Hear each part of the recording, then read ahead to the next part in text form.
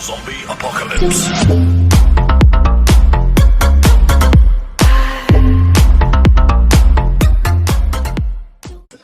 Mic check, 1, 2. What is this? You're now tuned into Imperfect Sense right here on Unified Radio.tv. I'm one of four hosts, one of four moderators, one of four opinionated brothers that make up this podcast called Imperfect Sense. I go by the name of Eric E.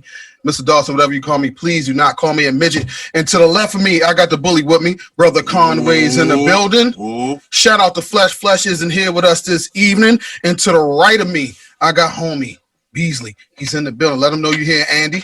Uncle Drew in the building. Uncle Drew is in the building. Hey, look, everybody that's tuned into Imperfect Sense. If this is your first time listening to us, viewing us, like, look, we talk a lot of shit on here, but we have a good time.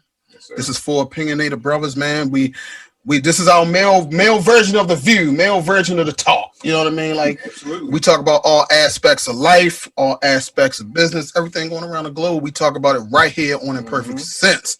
So right now, we like to drop a disclaimer like we do each and every week. If you're sensitive about your race, religion, gender, sexuality, and or politics, this is not the show for you. Not the show for you. Not at all. Not at all. Not at all. And today, this evening, we got a very special guest. I've known this young man. Me and Andy known this young man since we've been probably about 11 years old. I'm not going to tell you our age, but we're going to say it was around 11 years old. We're not going to say how old we are today. I love this brother. He's made a great success of himself. One thing I could say about him, he's always stood in his own lane. He always been his own person. Not worried about what anybody else thinks of him. He's just been him. And if you don't know who I'm talking about the Brow King. He go by the name of Nicck Townsend. Shout out to Nicck Townsend in the building. What's going on, family? What's going on? Nick is in the building. That's his name. What's going on? What? Nicck Townsend. Right? Nicck Townsend. So how he go by the name Nicck Townsend? That's his fucking name. And then don't start shit. Go by don't start shit. Don't start shit. It's just for those. It was a great opening.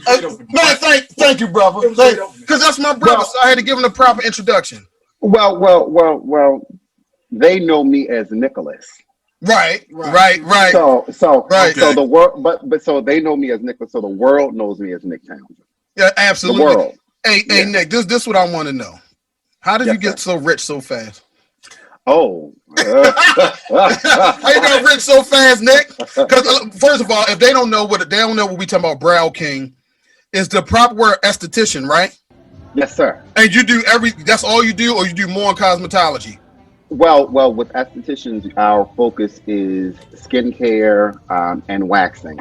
And now we can do Botox and all that stuff, depending on which state you're in. But my niche, my focus is waxing.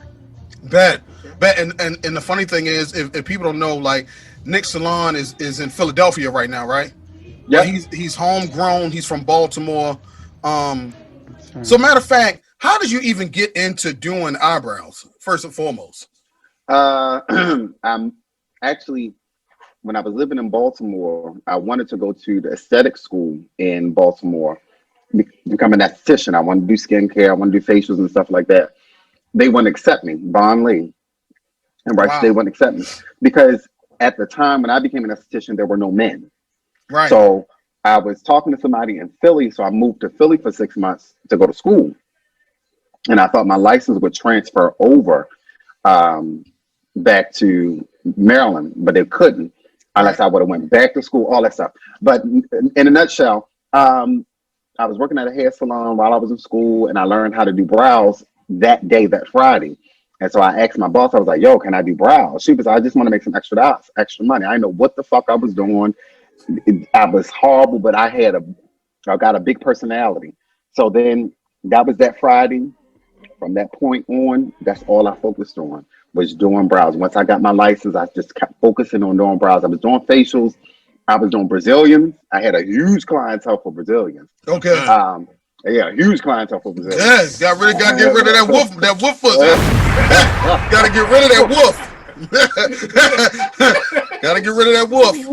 What pussy? But no, focused on brows, and that's what I wanted to do. And I, even before it was popular, people were, going to the nail salons paying $6. Me, I was like, no, we gonna start off at 20. And that was 18 years ago, and it's been on and popping since then. So I like to say that now it's a big, big business. The brow industry has grown 37% in the past 6 years. Well, So a lot of that is accredited to you, to be honest. Come to, on, don't be humble. Come on now, speak on it. No, well, I will say that I'll say this. I'm the first male esthetician in PA. I'm the first Black male esthetician.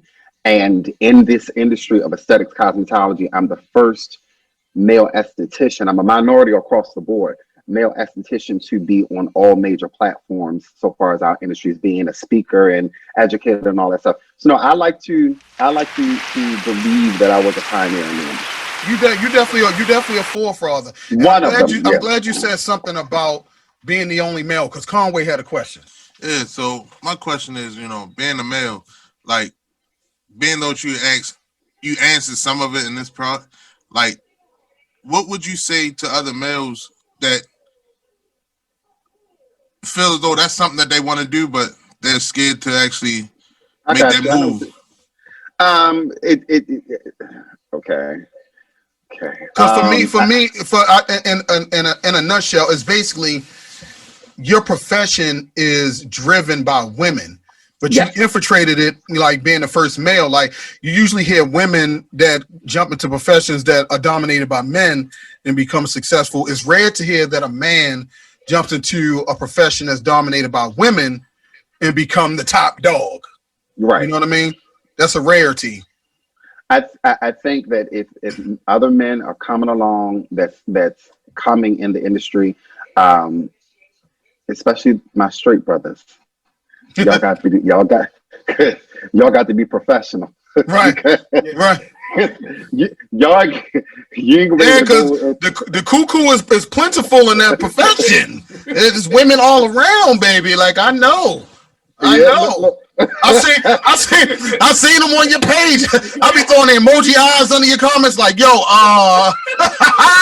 let me go to Nicck Salon, baby. Yeah, so just stay extremely professional. If I will say this, and I'm just gonna keep it 100. If you're straight, you don't need to do Brazilians. You need to stick to facials if this is something that you want to do. The reason why I say don't do Brazilians, because you're gonna be hard the whole time. You know what? I'm being honest. You see pussy all day long. It's all day long. And when I first became an esthetician, you got an hour straight pussy. I mean, when I became 18 years ago, you had an hour to do a Brazilian. Now you can do it in 15 minutes, 7 minutes. So you may have on your book 23, between 16 and 23 different pussies a day. Yes, you know what? Let me write this down. 16 to 23 pussies a day. All right, let me write that down. Well, let's park here. Let me tell you why I stopped doing it. For this simple reason. You said professional though, right? Professional, but here's the thing. You might not ever want to see it anymore. When it was the summer of 2007. 2007. I had a woman. It was a day. It was the summer. There was no ventilation. Oh, she came in after a 3-mile run. Oh hell no! The room was and what funky and sweaty, wet. Oh God! And hairy, like a Louisiana swamp. Yeah, so you get, because hair holds odor. Yeah, you got hair. It's probably 90 degrees in Philly. There is no air or ventilation in my room. And I'm a little mean. I'm like, sweetheart, you need to go into the bathroom and here's some soap and water and take care of that. I almost got fired because I told her she needed to go. Because what happens is when they're that sweaty, when you put the wax on it, it's what we call it curves. So the wax just beads up. Mm-hmm. And so if it beads up, when you put the strip down, it's not going to adhere to it. Sometimes it just gets clogged in the hair. So what you'll have to do is start cutting. Mm-hmm. And that's aggravating when it's hot, you're sweating, and then you have to get down here and you in pussy, and it's just, yeah.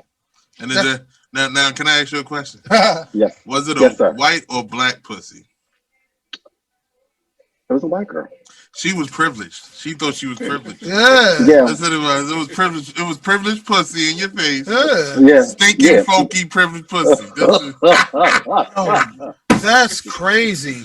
So, No, but let's go back to the beginning when you started. okay. When did you know that actually opening up a salon was your best move? Because I haven't been there physically, of course, but I've seen pictures and things. I'm like, damn, it's elegant. It look good. It costs a couple dollars, Nick. I know you invested some money. So when did you know to, like, you know what? I'm gonna save my money. I'm gonna stockpile everything and just go get my salon. When did you know to make that move? I got fired from my career started on what we call the main line here. And the main line is, put it this way, 99% of my clients were Jewish white women. Okay. So I got fired from that salon. It was in Gladwin. At that time, Gladwin was the second richest community rather in the country. So I got fired from that salon, not because I wasn't great. I got fired because I wasn't selling a lot of products.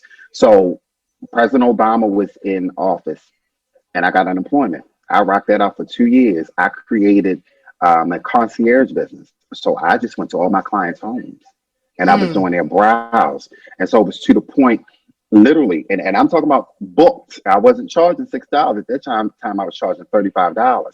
So I would start 5 o'clock in the morning, anywhere from Philly. I would go to New York. That's when I started doing GMA. I love the Good hustle. Morning.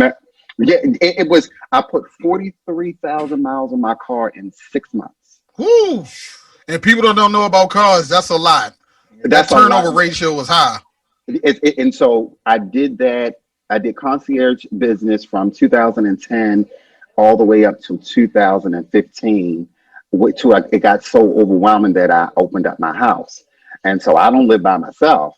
So when homeboy is asleep, you're like, listen, I don't want nobody here. So got in an argument, all that stuff. So I decided to open up the salon because I was tired of going to people's homes.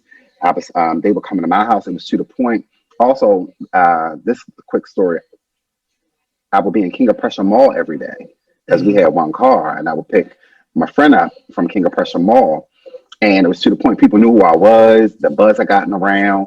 I actually went into the King of Prussia bathroom, the family bathroom, and started doing brows out of there. Damn. And so, yeah, it was to the point, like when Square first came out, I had my phone and that little chip I'm putting, it was a line. Yeah. So then I got caught. And so the police, not the police, yeah, the police officer came, or security officer came, knocked on the door because they could see all these people standing in the line. And so she was like, knock, knock, knock, knock, knock. She's like, what are you doing? I said, I'm doing people's brows. She was like, well, you're going to have to hurry up. I said, well, I'm Nicck Townsend. I said, if you Google at the time, this is before Instagram, who I am, I won Best Affiliate, this and that. She knocked back on the door. And she was like, I got a 10-minute break. And you do my brows? I said, sure, baby, y'all going to have to wait because she's going to let me finish work. So it was, so I had no choice but to open a salon because I was overwhelmed. I was working 7 days a week. I would rather have a stationary place where I could see way more people than what I was seeing. But let's be very clear. I was making a lot of money going to everybody's house and get my unemployment. Absolutely. But the thing is, facts. And one thing I heard you say on your Instagram live one day is one thing that I 100% agree with. Like, I'm not, changing my prices. Like, if you want to go somewhere cheaper, go somewhere cheaper. You know what I mean? Because people pay for what they want. So obviously you keeping that mindset, I believe it helped you sustain through this whole COVID mess because your business is still going strong. A lot of people they folded. You know what I mean? Like, I didn't see you miss a beat.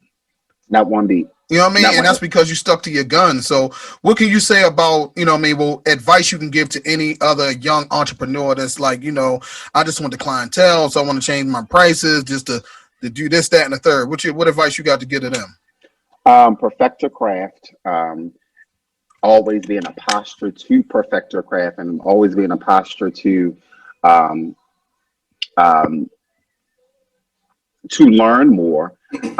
Know your time management. You can't say I'm going to charge $100 for brows, and their appointment is at 10 o'clock, but they don't sit in your chair till 11 o'clock. You can't say that my brow service is $100 and your establishment is filthy, or they see hair on the floor, or when they walk in it smells a certain way.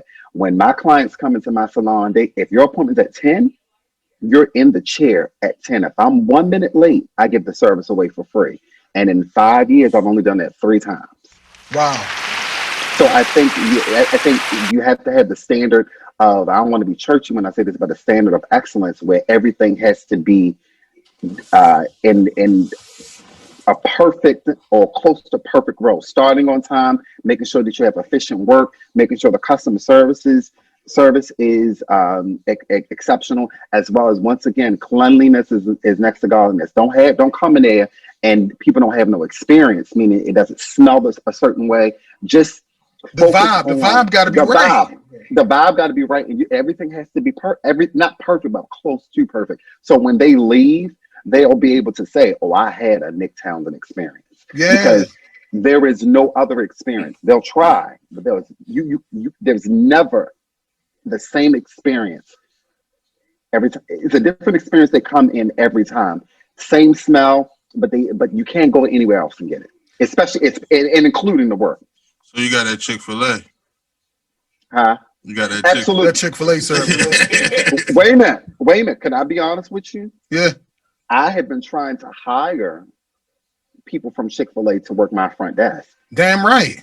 They refuse to leave. I've been trying to hire people that work at Chick-fil-A. Let me tell you who got the best employees when it comes to customer service: Chick-fil-A and Bath and Body Works. Yeah. Because Bath and Body Works people know the product. Right. But that Chick-fil-A, hands down, won't nobody leave. You hiring now? I am hiring now. I'm going to come up there, G. No. You just to be a receptionist? Just to be a receptionist. But check it out. This is what I like. Your mindset reminds me, and I don't want to sound too far-fetched, but it reminds me of Diddy, right? Everybody knows Diddy is fucking up here, right? Mm-hmm. But his work ethic and his mindset is always humble to do things like this is his first time doing it. So your mindset on to be punctual, to give people the best vibe, the best service is a testament to the way you think, because you still, even though you're Nicck Townsend, everybody knows Nicck Townsend, you haven't let the fame get to your head where you can be arrogant and be laxed and kick your feet up, because guess what? You're still the minority in the business. So you still got to be able to do the little things to make sure that vibe stays the same. Yeah, because the unfortunate part is, when people look at my price point, they're looking, especially us. Mm-hmm. They are looking, and they not only are they looking, but they anticipate something being wrong. They anticipate me being late. They anticipate something being wrong, and it's and this is not being arrogant. I'm just very sure of this. There's nothing ever wrong. We don't get any reviews, any bad reviews that we get in my salon is because I will not accommodate anyone being late. Right. So go ahead. So another thing I want to ask you, right? I know we appreciate you coming on our podcast. You know, our network is kind of small. We know you used to the big screens and all that. You know what you look at his face. Look at his face. You're used to the big screens, but how did you actually start to get? Because you've been on TV. A lot of people that don't know, you've been on TV. Right. I've seen you on a few shows. But how did you start to get into? First of all, get your face on the screen, as well as get your celebrity clientele like the Patti LaBelle's, the Little Mo's, and these people of the world. How did you do that? TV, that kind of happened organically with the people that you associate yourself with. I think a lot, y'all know me. I'm one of them people, I'm right in your face. So I basically, for me, just connected myself with the right people, and I'm not afraid to say, hey, my name is Nicck Townsend. I do brows. You never know who's who. Here's the thing with me. I wanted, if you look at all my social media or just anything, I wanted, when people think of eyebrows, or if they're having a conversation at the table, at Applebee's or Denny's, and someone said, and a female says, I need to get my eyebrows, someone is going to think of Nicck Townsend. So if Little Mo comes to town, when she first moved here, I need to get my eyebrows done. That's the first thing everybody's like, oh, go to the boy Nicck. Because that's a Philadelphia. Go to the boy Nicck. Even when Patty LaBelle, Mama has no brows, but her daughter-in-law, Lona, had heard about me a long time ago. And I didn't know that she had been trying to get in, because I treat the celebrity clients like regular clients. No, go online and book. But it wasn't until, the Patty guy by James Wright was like, oh, mother wants you to come to the house. And he was just like, I've been trying to get my brows done from you, this and then. She said, but I didn't want to say it was for me. And I'm just like, well, I would have came for you because you're a legend, Right. But I think that just being, letting people, you got to let everyone know who you are. It doesn't matter where you are. Even on Instagram is the easiest to let everybody. Instagram, Facebook, you can shoot a DM to somebody and you don't think that they're going to see it, but 9 times out of 10 they see it and they may respond. So you just got to let everybody know who you are. Yeah, and another thing, right? This was, we grew up in an era in the 90s where to be a man was to look rough, rugged, and dirty, right? Yeah. So the way we grew up, I grew up you see the haircut I got. I had this haircut my mom. I like this or fade. I never stepped outside the box, right? Right. So my thing is, I was given that he's a pretty boy. Even Andy was given that moniker sometimes too. He had his rough days too. He looked like somebody from Wu-Tang, but other than that, he was clean cut. You know what I mean? Clothes matching, fly, whatever. I didn't know Conway back in the 90s. You know what I mean? We met a few years ago. And what I like to see now is brothers from that era actually taking the time out to actually take care of their appearance, to take care of their skin, to go get a pedicure, to go, you know what I mean? I think it's a good thing for those men who think that taking care of yourself, it's a sexuality thing. It's stupid to me. It's about hygiene. Right. You know what I mean? Because if I drop my drawers, I don't want a woman oh my God, his balls stink. No, baby. No. Right.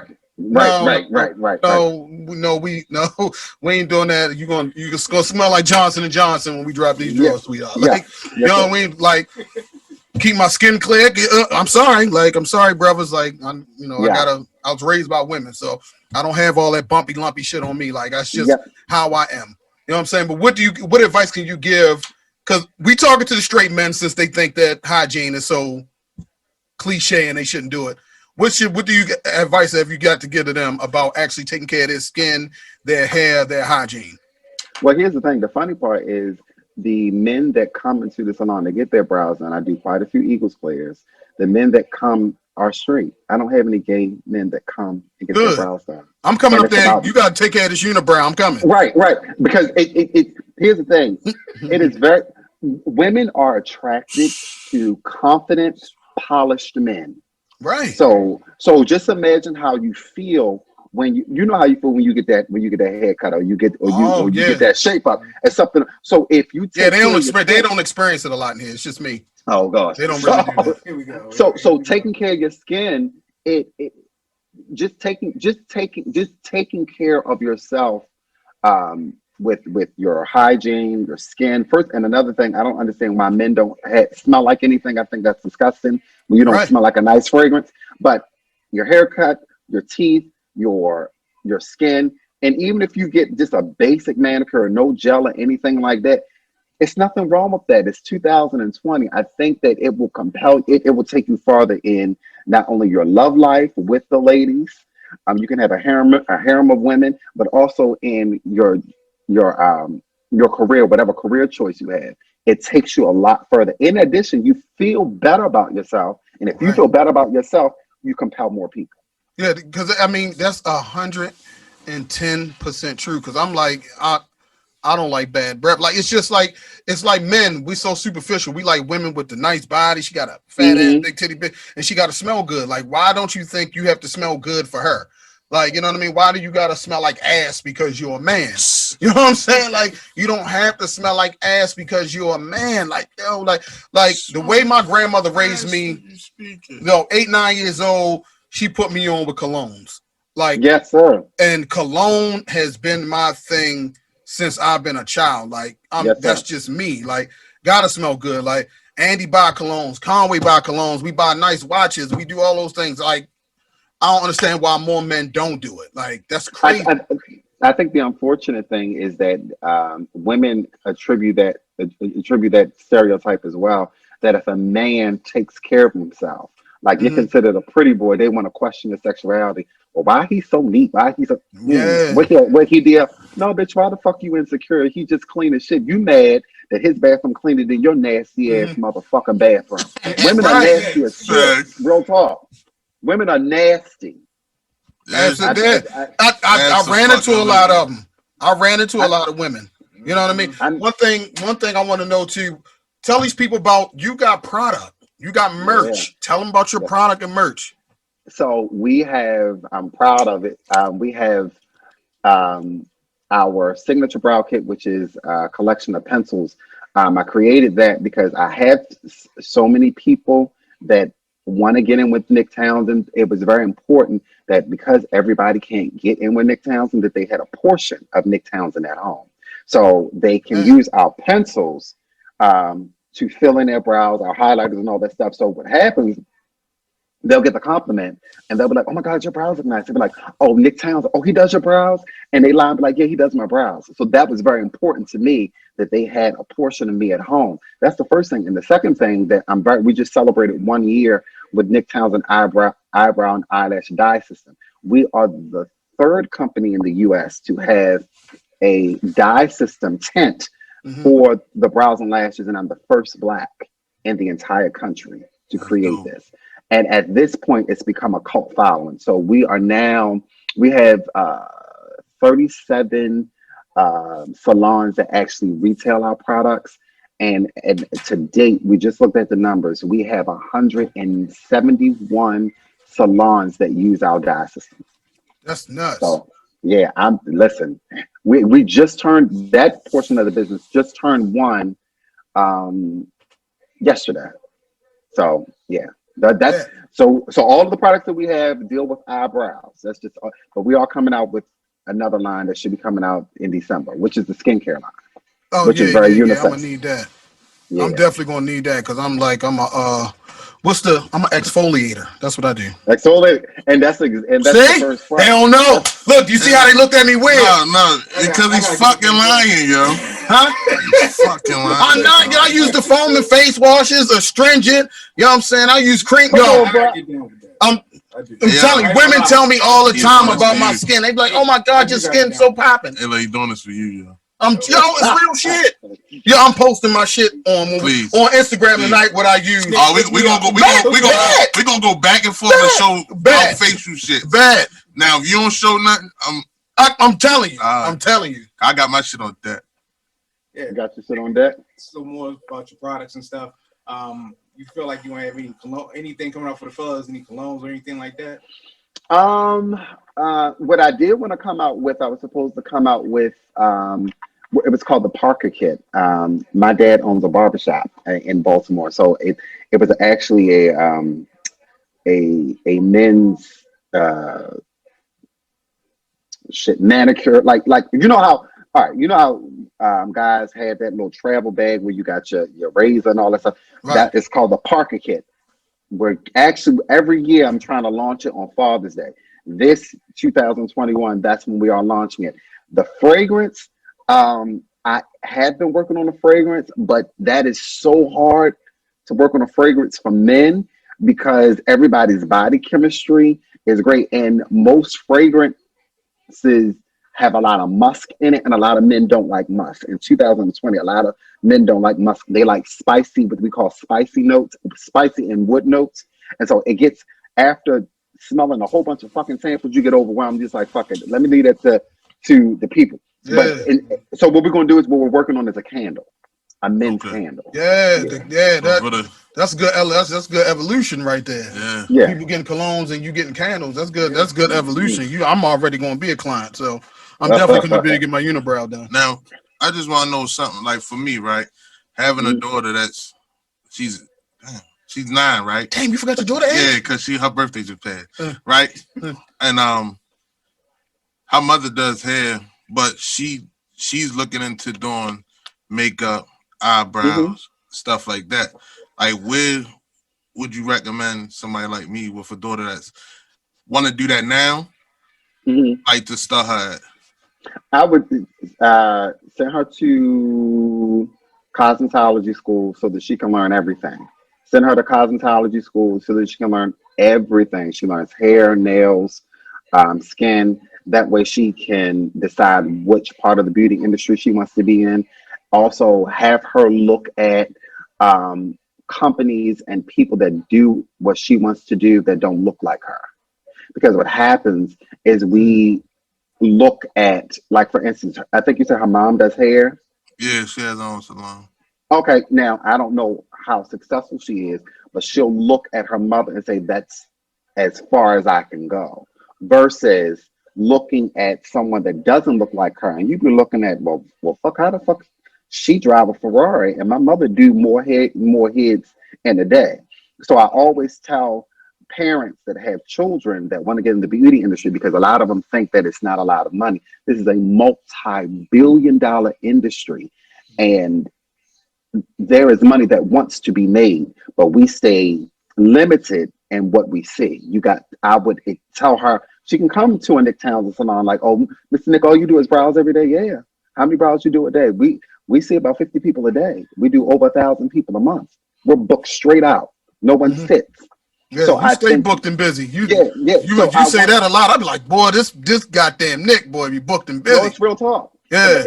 I want her to see, I don't know your daughter, but I want her to see other aspects where she doesn't see it in her community. Like, oh, I can go to New York. Oh, they just do hair in here. Oh, you can make $400,000 just coloring hair. You don't got to curl hair. Or you can charge $325 for just a basic haircut.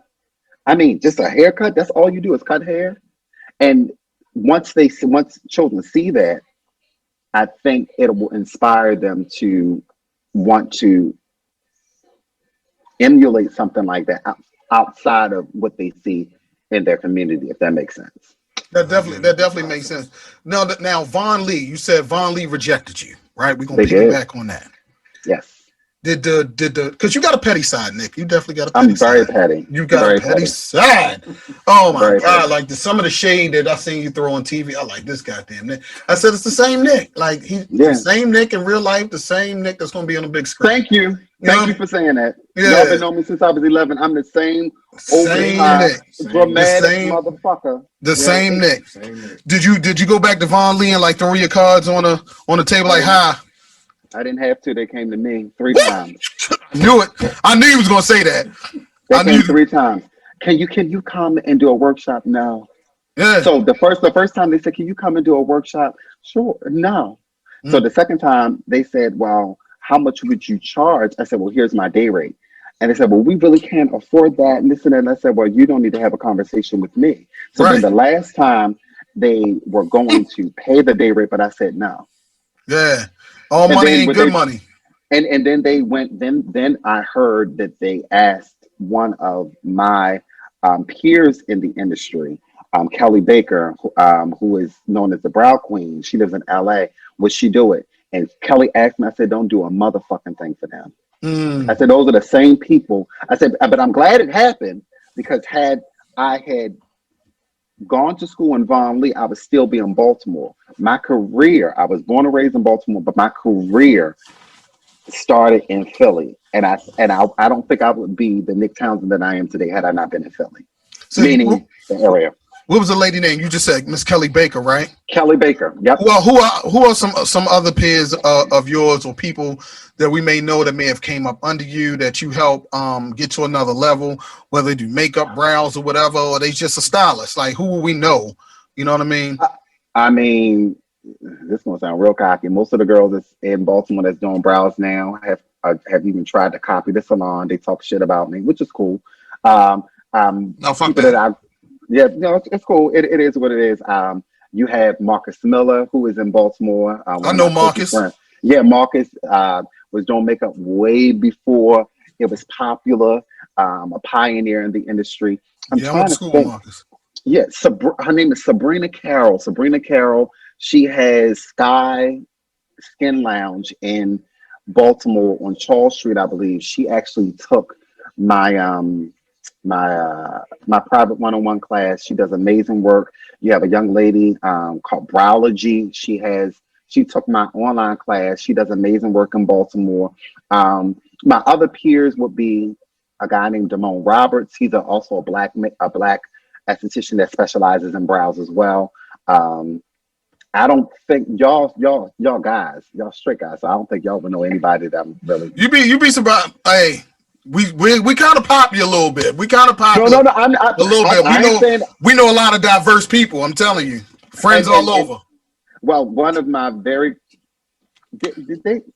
You said people that came up under me. I think that's the only people that came up under me that's in Baltimore is Sabrina, the girl Beauty by Az. She's on Instagram. She actually she signed up for one of my classes. Hopefully she ends up still taking it. That's about it. It's a lot of people in Baltimore that follow me, and I have this little thing on my Instagram and my Facebook. I can see who looks at my page, who stumbles across but never likes. Yeah, absolutely. Yeah. So do you think you're going to expand to like massages, like a big spa? We are Restoration Spa Clinic. We have been. I wanted to. It's going to be called Restoration Spa Clinic. A Nicck Townsend salon. A Nicck Townsend. I forget what they call it. By Nicck Townsend. That's what it's called. So it's going to be a full day spa. So we're going to focus on skincare. We are going to do massages, but it's going to be specifically a spa that's just on skincare and massages. So we actually wanted to start that this year, but due to pandemic, it's just not a smart business move because even as estheticians can't do facials now. And massage therapists at this point, they can't even do massage therapy in Philadelphia right now. That's crazy. So what about franchising? Like actually taking your brand and I say going global, like and actually going to like resorts, like in the Caribbean, you know what I mean, cross seas, like having Nicck Townsend experience in different places. I think I was thinking about that, but I make way more money by doing when I created the brow and dye system, which I'm known for. We actually have, it's called the Brown Lash Counter. So it's an actual display unit that is, what is the word I'm looking for?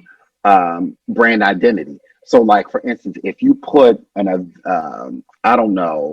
Aveda or something unit that is brand, this salon uses this product. So again, we have 171 salons that actually use the product. I make more money by doing that versus having an overhead. Okay. Where it's like, let's say $5,000 or $7,000 versus having this unit. And if they do a lot of brows and brow tintings throughout the month, they'll buy about 200-300 tubes a month. All we're doing is shipping it out. Yeah. Does that make sense? Yeah. So I make way more money sense. I make way more money on the merchandise versus having a brick and mortar, in my opinion. I would rather have it that way because we also sell international. So that's a whole nother coin. That's a whole nother barcode. My God. Whole nother tax bracket. Like, you know what I mean? But lastly, before we get up out of here, I want to know what should people expect from Nicck Townsend 2021 and beyond. 2021, we're working on a patent that's going to change the entire game where I may not have to work no more. So hopefully that comes through. Okay, let me know where I can cash app you my investment. Listen, here's the thing. I'm gonna say this to everybody that is in business or aspire to be in business. Google everything, because certain things that we use every day is not patented. If you patent it, everybody that has a business surrounding it, if water bottle is not patented and you patent the word and the container water bottle, Do you understand that everybody, Deer Park, Smart Polar Water, Springs, everybody. they will have to pay you for licensure. Mm-hmm. So I don't know. I just want to give that, and that's something that an attorney told me, and we worked on something, and we're working on something, and it takes about 8 months for the patent to clear. But as long as you have that in there, you could. That's just what I'm saying. So we're working on a patent. More products.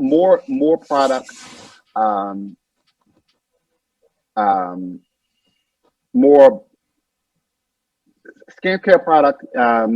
The top of first quarter 2021, which is we're coming out with 3 products: a cleanser and an exfoliator and a moisturizer. The exfoliator is what I have been using. That's the heart of the line. That is something that I created 2.5 years ago that I have been using just to make sure that it is amazing. And when I say that shit is motherfucking bananas, and that's real talk, and that's going to turn everybody. I get so many compliments on my skin.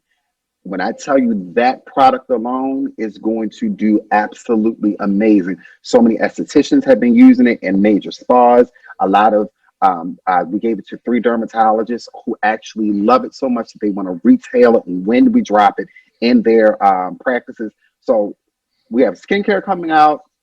I have a patent coming out, and I think that's just about it. And hopefully I'll have an ebook coming out, because I think that we all can.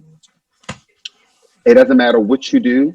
You can make $1 from it if it's really your passion. It's not all about the money, but there's a million, a billion, a trillion dollars out there that wants to be made, and I think that we all can get a piece of that.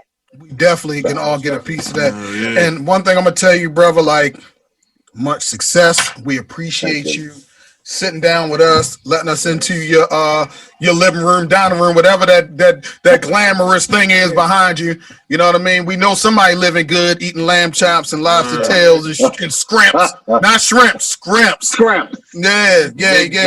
Absolutely, man. We definitely appreciate you, brother. I got a lot of love for you. You know what I mean? Known you a long time. So anytime I see anybody that I grew up with that I love winning, I mean, we all won. You know what I mean? Yeah, so we wish you much success. Thank you. When it comes to the Nicck Townsend brand, we'll put your link to your website on our website at unifyradio.tv. Yes, and we make sure that we'll pump it, because I'm gonna be up there. I got to get on the books to get this unibrow done. You know what I mean? And we're gonna continue to support. So much love to you, much success. Proud of you, Nick. Appreciate this sit down, man. And everybody listening that's looking, it's been another edition of Imperfect Sense right here on unifyradio.tv. We see y'all the same time, same Unified channel next week. Peace.